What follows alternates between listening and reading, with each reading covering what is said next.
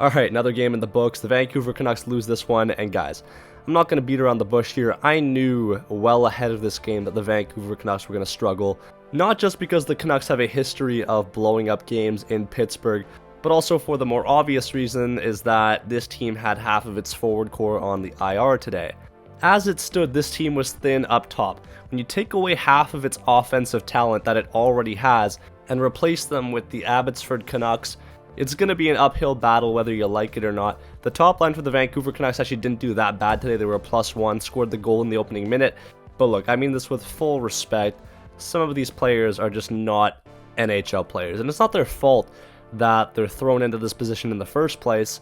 I blame half of this on just really poor luck and the other half on the poor construction of this team.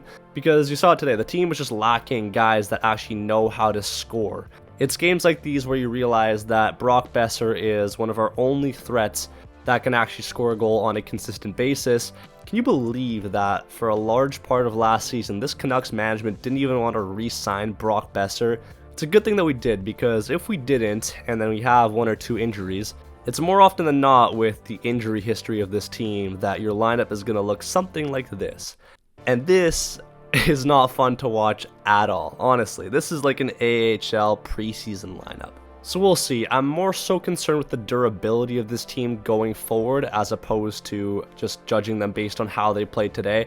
So we'll see when we get back about updates on guys like Lecker, Mackey, Chytil, Höglander. Hopefully Boeser is back. That's where I'm really worried about this team because, man, couldn't really care less that we lost this game. It's already been a very good road trip.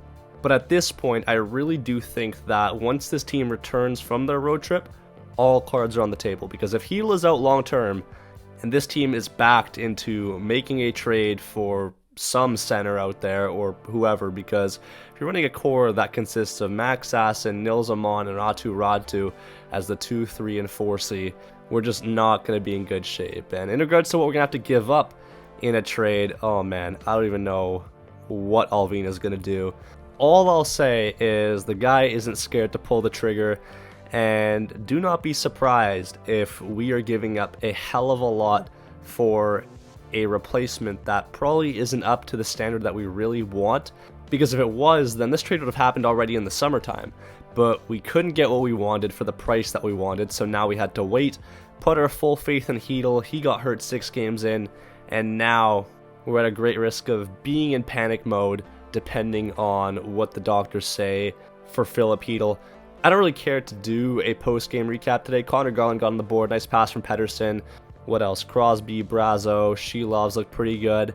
The Canucks could not stay out of the box to save their lives. That's another big problem with this team, is that they take costly penalties more often than not in the offensive zone, and usually when they've finally built up a little bit of momentum. But that's beyond the point. What I really wanted to talk about to end off this video is to ask you in the comment section down below, let me know, who do you want to see the Vancouver Canucks realistically target to replace the second line center position, because they might be forced to make a trade. I don't want to hear Tage Thompson in the comments, that's not happening, but a realistic trade for a guy that you could seriously see being moved to the Vancouver Canucks in the next little bit if Chytil is out long term. So we'll see what happens. Thank you so much for watching. Make sure you like and subscribe if you're new around here. Peace out and take care.